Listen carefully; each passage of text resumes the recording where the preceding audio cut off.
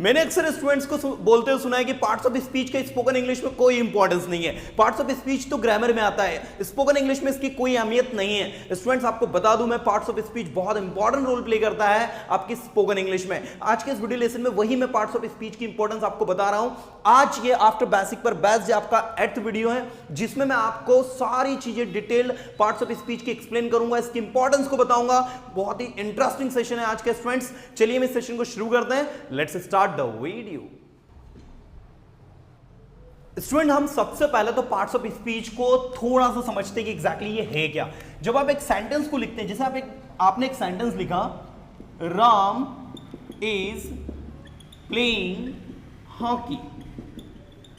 Student, ये जो sentence लिखा है ना, इसके अंदर अगर आप इसके पार्ट्स देखें तो इसमें एक वर्ड, 2, 3 और ये 4, ओवरऑल 4 वर्ड्स है। और आपको बता दो, ये चारों वर्ड्स जो हैं ये अपने आप में इंडिविजुअल कोई ना कोई मीनिंग रखते हैं। जैसे राम जो है यहां पर नाउन है, इज जो है it's a verb, okay. Playing जो है ये भी आपकी वर्ब है, ये आपकी मेन वर्ब है, ये आपकी हेल्पिंग वर्ब है तो दोनों एक ही वर्ब, राइट। इसके बाद है हॉकी, इट्स अ नाउन। मतलब इस सेंटेंस के अंदर 3 चीजें हैं, नाउन है, वर्ब है और अगेन नाउन है। मतलब 2 ही चीजें हैं, वर्ब है, नाउन, राइट। तो ओवरऑल आप देखें इस सेंटेंस के अंदर नाउन आ गया। लेकिन अगर मैं कहूं Ram is playing hockey with them, अब मैंने यहां विथ देम लिख दिया, राइट। तो यहां पर ये जो विथ है ये आपका प्रीपोजिशन हो गया और देम जो हो गया ये आपका प्रोनाउन हो गया, राइट। तो स्टूडेंट्स, इन शॉर्ट आपके सेंटेंसेस के अंदर जितने भी वर्ड्स आते हैं वो पार्ट्स ऑफ स्पीच में से या तो नाउन होते हैं, प्रोनाउन होते हैं, वर्ब होते हैं, एडवर्ब होता है, एडजेक्टिव होते हैं, प्रीपोजिशन होते हैं, कंजंक्शन होते हैं या फिर इंटरजेक्शन होते हैं। इन 8 टाइप्स में से ही होते हैं, इससे बाहर कोई वर्ड्स नहीं होता। आप किसी भी बड़ी से बड़ी किताब को पढ़ लीजिए, बुक्स को पढ़ लीजिए, उसके अंदर जितना भी कंटेंट लिखा हुआ है उस कंटेंट में से कोई ना कोई सा वर्ड या तो नाउन है या प्रोनाउन है या वर्ब है, एडवर्ब है, एडजेक्टिव है, प्रीपोजिशन है, कंजंक्शन, इंटरजेक्शन है, इससे बाहर नहीं है। तो हमने सबसे पहली चीज तो पार्ट्स ऑफ स्पीच में क्या सीखी कि जितने भी सेंटेंसेस होते हैं उनके अंदर जितना भी कंटेंट होता है वो पार्ट्स ऑफ स्पीच में से होता है। आई होप आपको पार्ट्स ऑफ स्पीच समझ में आई होगी। अब हम इसके टाइप्स को देखते हैं। पार्ट्स ऑफ स्पीच के टाइप्स में सबसे पहले हम लोग बात करने वाले हैं students, now you can see on the board, types of parts of speech, right. इसमें सबसे पहले हम लोग स्टडी करेंगे स्टूडेंट्स नाउन को। Noun in Hindi it's called संज्ञा। The second we have pronoun, verb, adverb, adjective, preposition, conjunctions, and the last one we have interjections. Okay students, now you can see nouns, pronouns, verbs, adverbs, adjectives, prepositions, conjunctions and interjections.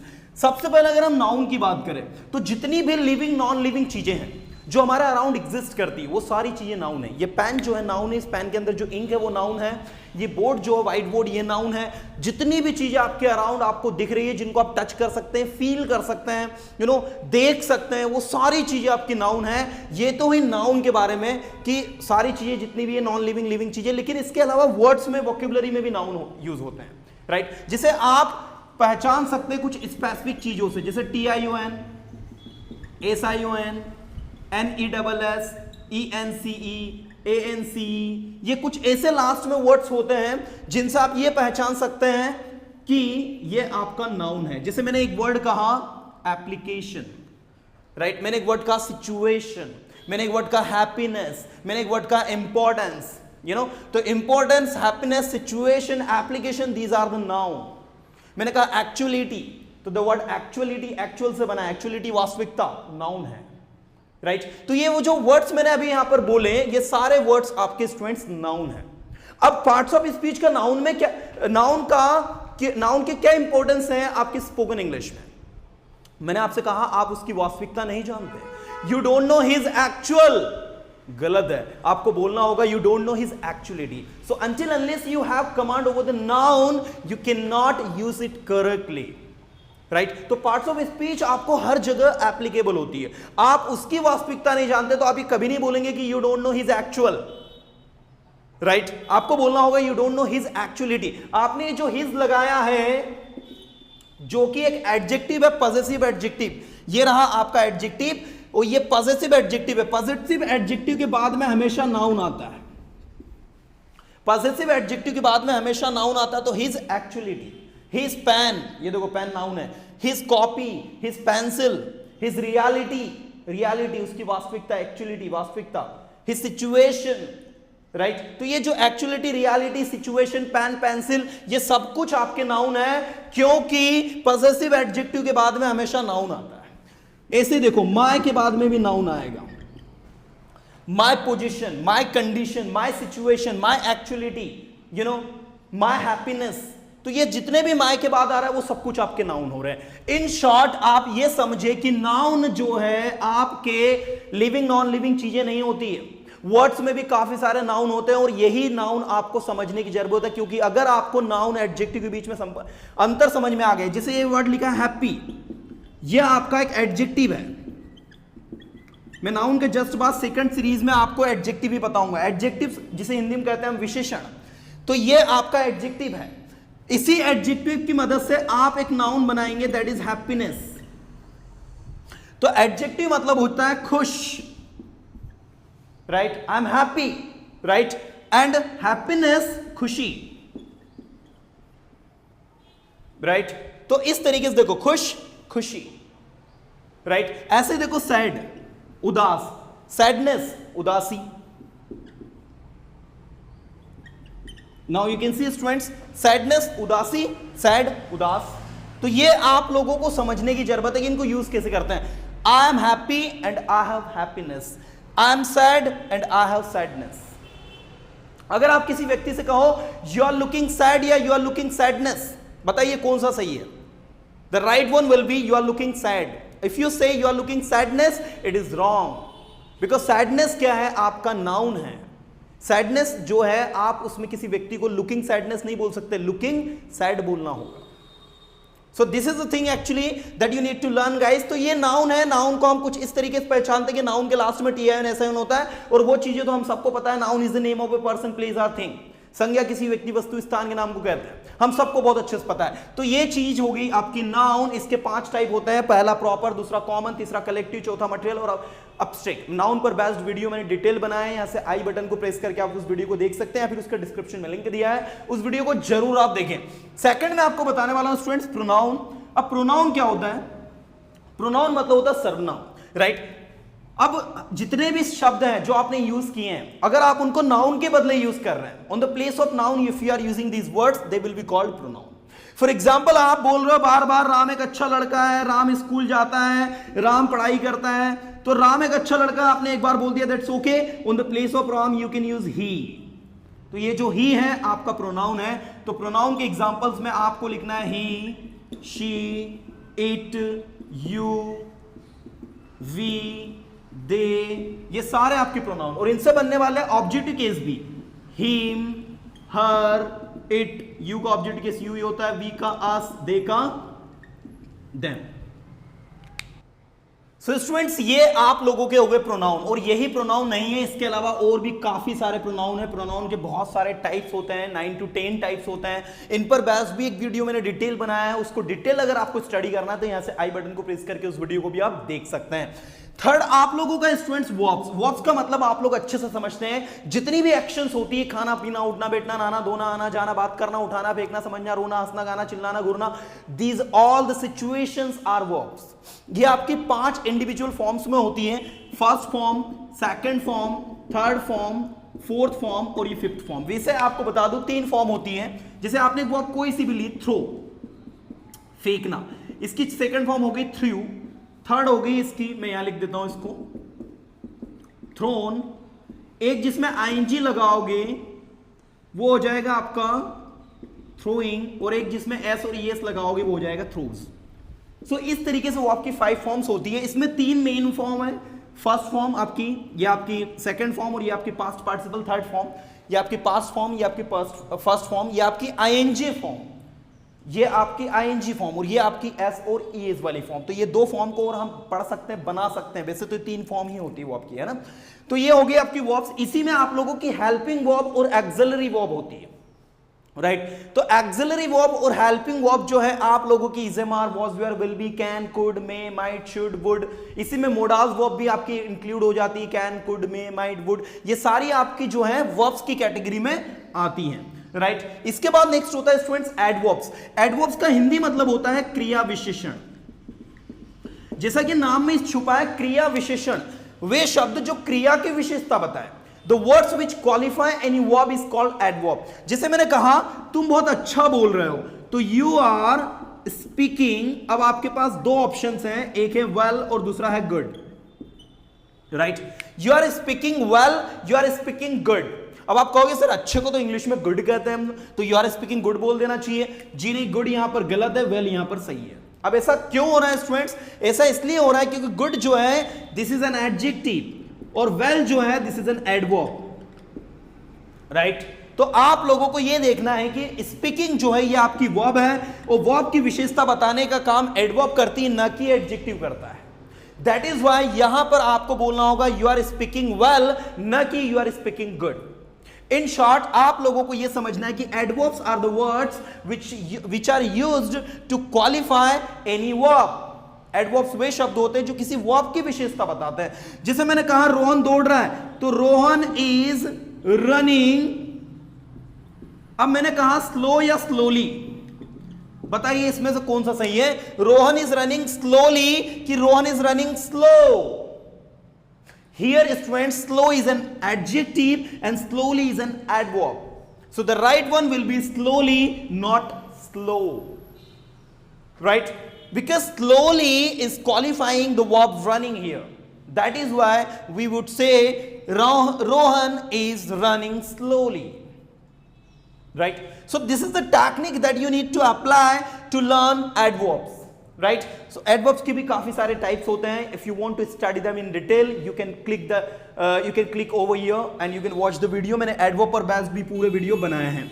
आप ऐसा करें, नहीं तो एक parts of speech पर based हम लोगों ने एक प्लेलिस्ट ही बनाई है. आप हमारी प्लेलिस्ट को विजिट करें, उसमें पार्ट्स ऑफ स्पीच वाले ऑप्शन पे जाए, उसमें आपको नाउन पर डिटेल वीडियो, प्रोनाउन पर, वर्ब पर, एडजेक्टिव पर, एडवर्ब पर, प्रीपोजिशन, सब पर बेस्ड आपको डिटेल्ड वीडियोस मिल जाएंगे. आप उनको डिटेल्ड स्टडी कर ले, क्योंकि इसमें मैं आपको इंपोर्टेंस ऑफ स्पोकन इंग्लिश में बता रहा हूं कि पार्ट्स ऑफ स्पीच की क्या इंपोर्टेंस है. आप देखिए जितनी भी चीजों को हम लोग स्टडी कर रहे हैं, इनको जाने बिना we can not speak English correctly, because we don't know how to say. जैसे मैंने कहा we cannot speak English correctly, we cannot speak English correctly. तो आप मुझे खुद बताइए, यहां पर ये जो वर्ड correctly मैंने यूज किया है, this is an adverb. अगर मैं ये कहूं we cannot speak English correct, so this is wrong sentence. Why? Because we need to use correctly over here. Because speak के बाद में क्या आएगा? speak के बाद में correctly आएगा, correct नहीं आएगा. But your answer is correct. Now here we need to use adjective. Your answer is correct. आपका आंसर कैसा है? करेक्ट है. तो करेक्ट इज एन एडजेक्टिव जो कि आपको आंसर को क्वालिफाई कर रहा है, जो कि नाउन है. तो नाउन को क्वालिफाई करने का काम करता है adjective. The words which are used to qualify any noun, come on, the words which are used to qualify any noun are called adjectives. जैसे मैंने कहा आपका आंसर सही है, your answer is correct. Guys, you can see on the board, your answer is correct. The word correct is an adjective here. दूसरी बड़ी बात याद रखिए कि कभी किसी adjective के आगे article नहीं लगता है, if it is not followed by any noun. Point to be noted. अगर किसी adjective के बाद में कोई noun नहीं आ रहा है तो उसके पहले article नहीं लगेगा. जैसे कल क्लास में एक स्टूडेंट ने क्या किया कि एक सेंटेंस बनाया, और वो सेंटेंस उन्होंने ये बनाया, he is an intelligent boy. He is an intelligent. उनका सेंटेंस ये था, he is an intelligent. ये सेंटेंस इनकरेक्ट है स्टूडेंट्स, राइट? वह एक इंटेलिजेंट है नहीं, आपको सिर्फ बोलना है he is intelligent. वो इंटेलिजेंट है. But if the intelligent, after the intelligent, if we have to use boy, अगर हम यहां पर boy यूज कर दे तो अब ये सही है. It means when any noun is followed by any adjective, then we can use any article before it. क्योंकि ये जो n यहां पर लगा है, ये एक्चुअल में बॉय के लिए लगा है. वो बात अलग है कि इंटेलिजेंट के आगे यूज हुआ है. तो ये थोड़ा सा विशेष ध्यान दें आप लोग. मैंने कहा ना, without learning parts of speech, if you think you can improve your spoken English correctly, confidently, you can speak English confidently without learning grammar, I would say it's not possible guys. You need to know every small concepts of grammar to speak English correctly and confidently. And for that, you need to learn each and every concept deeply. But not deeply, I would say, right? उतना भी deeply नहीं आपको पढ़ना है, but इतना कि आप लोग सही तरीके से बोल पाए, आप लोग चीजों को समझ पाए. चलिए, the next we have preposition, conjunction and interjection. Now students, तो इस तरीके से एडजेक्टिव्स जो होते हैं, जैसे नाउन को हम इनसे पहचानते हैं, ऐसे एडजेक्टिव के लिए भी कुछ स्पेसिफिक वर्ड हैं. जैसे एंड होता है, उसके लास्ट में एंड होता है, TIV होता है. जैसे इंपॉर्टेंट, राइट, आपने कहा इंटेलिजेंट, आपने कहा कॉम्प्लिकेटिव, आपने कहा नॉलेजेबल, है ना, आपने कहा सिचुएशनल. तो ये कुछ ऐसे वर्ड्स होते हैं, फुल भी लगता है कभी कभी. तो ये ऐसे लास्ट में, ये आप इन्हें हम कह सकते हैं सफिक्स. ये वर्ड्स के लास्ट में लगते हैं. तो ये सफिक्स से आप पहचान सकते हैं कि ये वर्ड आपका एडजेक्टिव है. जैसे आपने एक वर्ड लिखा कॉम्प्लिकेटिव, तो लास्ट में TIV दिखा, आप समझ जाओ कि कॉम्प्लिकेटिव जो है वो आपका क्या है भाई, एडजेक्टिव है. तो adjectives are the words which are used to qualify any noun. Prepositions बताने की जरूरत नहीं है, डिटेल्ड प्रीपोजिशंस पर बेस्ड मैंने वीडियो बनाया है. जो वर्ड्स नाउन या प्रोनाउन के बीच में संबंध बताते हैं उन्हें हम प्रीपोजिशंस कहते हैं. बहुत सारे प्रीपोजिशंस हैं हमारे, राइट. इन पर बेस्ड भी वीडियो मैंने बनाया है. यहां से आई बटन को प्रेस करके उस वीडियो को भी आप देख सकते हैं, प्रीपोजिशंस पर बेस्ड. इसके बाद है कंजंक्शंस, जो वर्ड्स को जोड़ने का काम करते हैं. जैसे एंड हो गया, बट हो गया, इधर और हो गया, नीदर नॉर हो गया, ऑल दो हो गया. काफी सारे कंजंक्शंस होते हैं. इंटरजेक्शंस, जो कि आपके आश्चर्य को शो अप करे. The words which shows your surprise, like you can say wow, hurray, you know. जैसे आपने कोई बहुत अच्छा सीन देखा, wow what a beautiful scene, hurray we have won. ऐसे ही आप जब अपने आश्चर्य को शो अप करते तो आप एक वर्ड ये भी बोलते, Yuppie, you know, double P आता है. और भी काफी सारे वर्ड्स हैं. जैसे मान लो आपको जो है कोई चीज दर्द कर रही है, तो आप क्या बोलते हैं, आउच. जैसे आपको वैक्सीनेट किया गया है ना, तो आप क्या बोलेंगे, आउच, यू नो. तो दर्द को शो अप करने के लिए ouch, yippee, you know, hurray, wow, yummy. जब कोई चीज बहुत टेस्टी दिखाई देती है तो yummy, it looks good. So guys, you can see कि सारे के सारे चीजें जो हैं, all this things plays a major role in your spoken English. If you think and want to improve your spoken English well, I insist to all of you to learn all these things deeply, right? So that you can learn, speak, and so that you can speak English confidently, and you can say yourself that yes, I know English. तो आज से और अभी से इन सारी चीजों को एक बार अच्छे से डीपली पढ़ो. मैंने इन सारे टॉपिक्स पर बेस्ड वीडियोस बनाए और सब आपको डिस्क्रिप्शन में सभी के लिंक भी दिए हुए हैं. बिल्कुल एक बार पूरे सेशंस को अच्छे से देख लो, सारी चीजों को अच्छे से देख लो, अपने आप को अच्छे से अच्छा इंप्रूव करो. मेरी बेस्ट विशेस आपके साथ है. फिर मिलूंगा कुछ ऑथेंटिक कंटेंट के साथ में. तब तक के लिए tata bye, have a good day.